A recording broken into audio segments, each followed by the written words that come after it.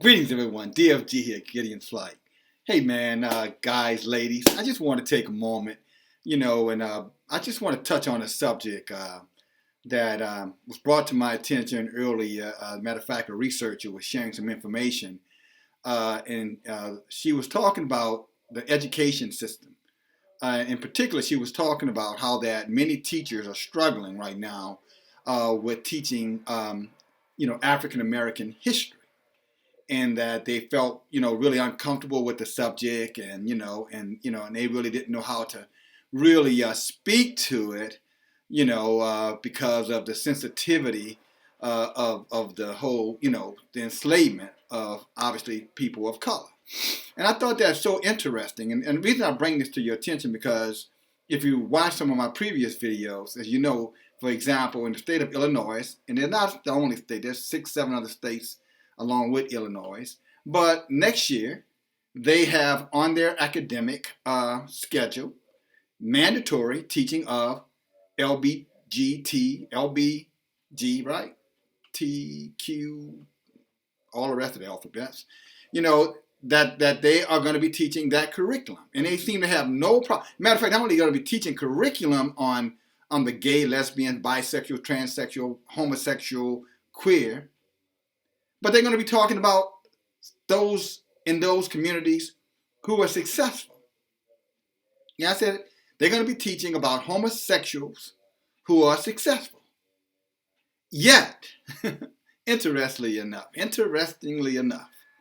when it comes down to teaching so-called black history, African American history, they somehow or another can't seem to get beyond that we were once forcefully enslaved, as though that's the only damn history that their asses can construct in their pea brains. So you can't teach African American history unless you teach some type of segregation, subjugation of human beings, that by the time you finish teaching this black history, most of the kids feel like shit. Excuse my language. But that's how they feel. I'm talking about the children, what, black or white. They all feel like shit because the black kids feel like, damn, so all we ever did was slaves. And the white kids over there feeling white guilt like, fuck, damn, I hope Ronnie's still gonna play with me at recess. Ronnie's his black friend. Because these dumb idiots can't seem to take one little baby step backwards and think and use their brains. So since their dumbasses can't seem to figure out how to teach black history, let me help them out a little bit.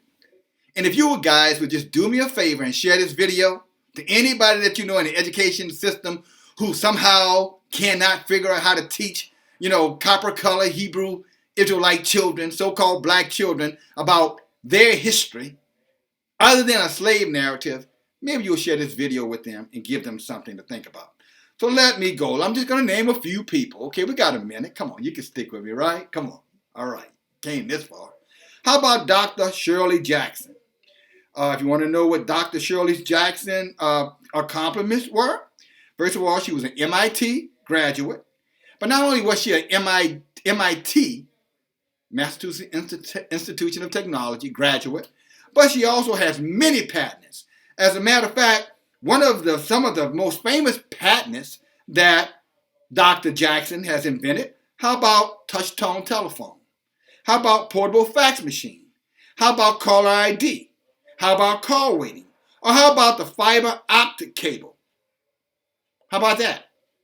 All right? And now she's the president of Rensselaer Polytechnical Institute in Troy, New York. That's not good enough for you? How about Louis Latimer? Who was Louis Latimer? He was an inventor and engineer born in Chelsea, Massachusetts, okay? And Mr. Latimer, one of his inventions was carbon filament, a vital component for the light bulb. All right? And not only did he participate in developing the light bulb, he was also the designer of the Bell telephone. He also improved railroad car bathrooms and an early air conditioner unit. How about that for some information? How about Marie Brown? Who is Marie Brown, you might ask? Well, her original inventions consisted of peepholes, cameras, monitors, two-way microphones, in essence, the first devised home security system. How about teaching about her? Oh, okay. I know you need a few more. How about Otis Boykin? Otis Boykin's most notable contribution in science was likely the circuit improvements he made to pacemakers after losing his mother to heart failure, a contribution that saved countless lives since then. So the pacemaker, anybody that's got a pacemaker, hey, you can thank Mr. Otis Boykin. Yes, a so-called black man. Okay, you need a little bit more history to teach? How about Lonnie G. Johnson? You might say, well, who is Lonnie G. Johnson? Well, do you like, let's say, the little water pistols? How about the little soaker hoses? How about that? Let's see what else. Oh, he's also an aerospace engineer for NASA. Just, so you don't think he's all about fun and games. How about Dr. Charles Drew? Says now, every 2 seconds, someone in the U.S. needs blood. Thanks to Charles Drew, the blood is available. Drew was a physician, surgeon, and medical researcher who worked with a team at the Red Cross, groundbreaking discoveries around blood transfusions. He also invented, and get ready for this, it's pretty charming, blood mobiles. Yes. Blood transfusions, black man. Blood mobiles, so you can go and donate blood, black man. How about Marion Croak? That's C-R-O-A-K. Who was she, you might ask? Well, she has over 135 patents. And guess what? The voice over internet protocol, she invented it. All right.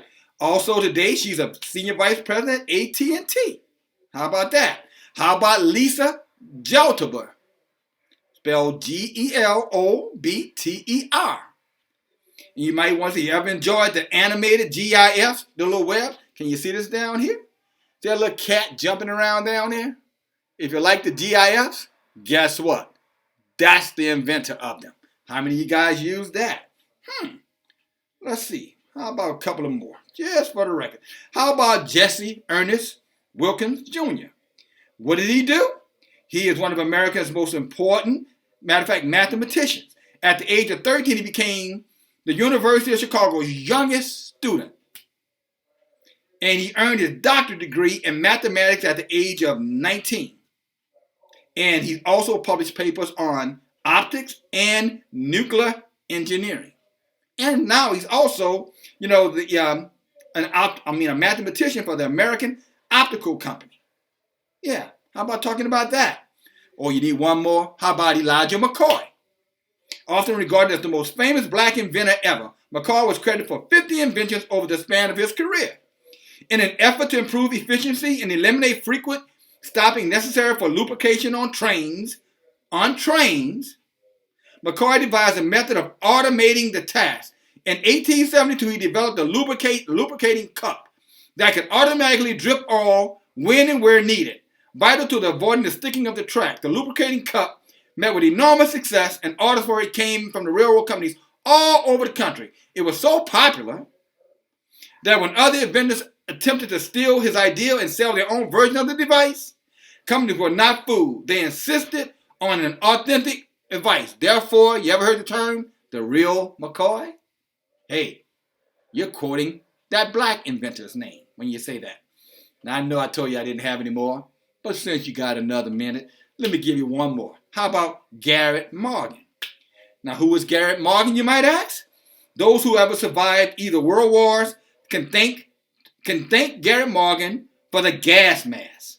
That's right. He created the first safety hood that helped firefighters also navigate smoky buildings, later modifying it to carry its own air supply, making it the first ever effective gas mask. He also had the good sense to add a third position to the traffic signal. Yes, there was a time when the traffic signals just indicated stop and go. Homeboy came up with yellow, caution. And I could go on. There's Mary Mildred Davison. There's Pamela Perez. And I can go on and on and on. What's the point? The point is, it's time for educators. It's time for the Board of Education. It's time for all of you all, regardless of your race, regardless of your ethnicity, is to understand and respect the fact of all the contributions people of color have made to this country, to make this country one of the greatest countries in the history of mankind. And guess what? We never even talked about the cotton gin and a whole bunch of other inventions that were made by black men who were enslaved. So you teachers out there who can't seem to be able to teach black history, hopefully I've been able to help you out a little bit by giving you a few suggestions, a few names. And guess what?